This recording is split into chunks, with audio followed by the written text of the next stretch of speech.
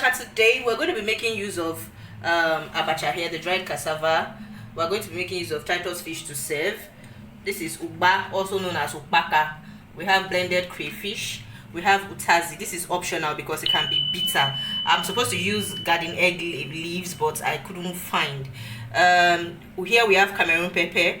This is ehu or ehuru. This is actually the ehuru, but I blended it into powder. This is potash. I'll be making this into liquid later. You'll see that later. This is palm oil. We'll be needing quite a lot of palm oil because you don't want the abacha to taste dry in your mouth when you're eating. Then this is pomo. I'll be making use of pomo. And then because I like my food extra spicy, as you already know now, I'll be using a few spoons from this blended fresh pepper for my abacha as well. Boil our fish. I seasoned mine with some stock cubes, salt, and a little bit of pepper. After that, we'll fry it and set it aside for the abacha. So here's our abacha. We'll soak it in lukewarm water and set it aside for about 8 minutes. Now we're going to pour our palm oil in a pot. Now watch that we are not doing this on the fire. Everything we are doing is off the stove. We're going to be pouring our palm oil. Yes, we need this much quantity of palm oil. We need our abacha not to taste dry. Next, we are going to be adding our potash. I mixed this potash with warm water and I sieved it to get all the sediments off. Now, as you add your potash, you begin to notice that the palm oil will begin to change from red to orange color kind of, and it will begin to curdle. To begin to thicken up.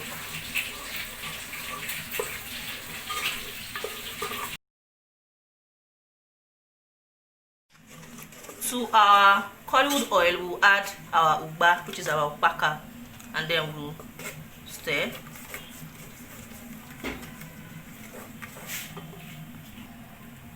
Now we'll add our blended crayfish.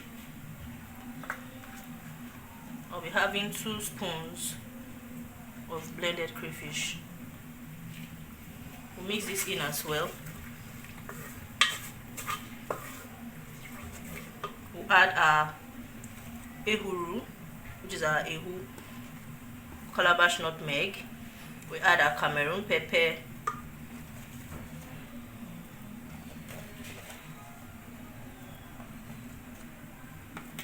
and stir.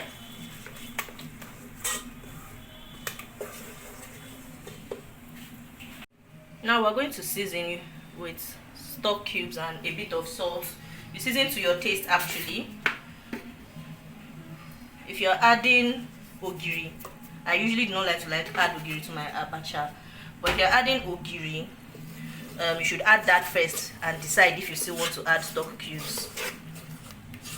We give this a good mix. The essence of actually taking time to do all this is to make sure that all the ingredients are well incorporated before you add your abacha.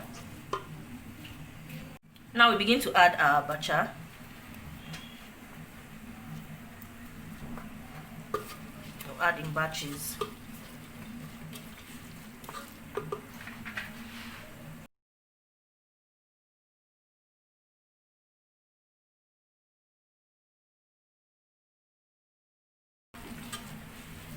Now we'll give this a good mix.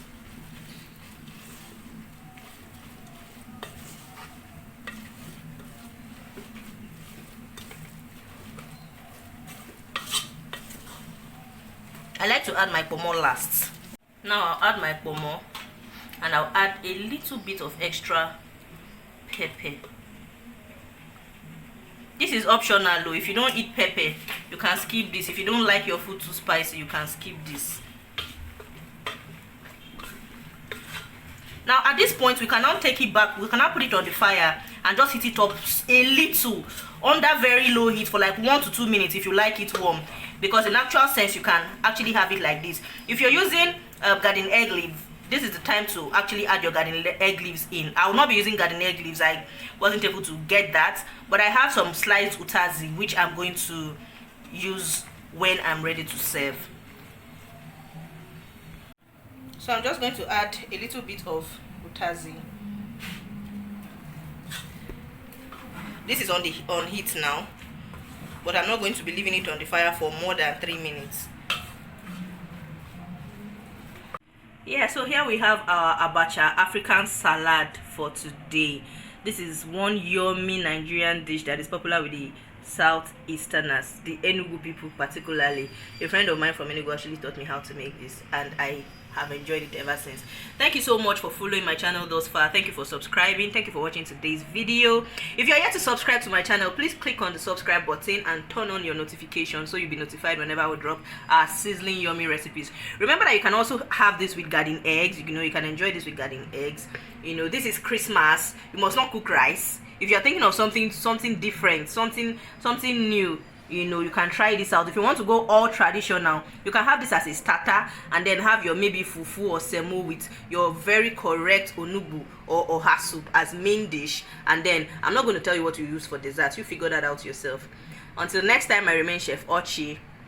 Thank you for watching.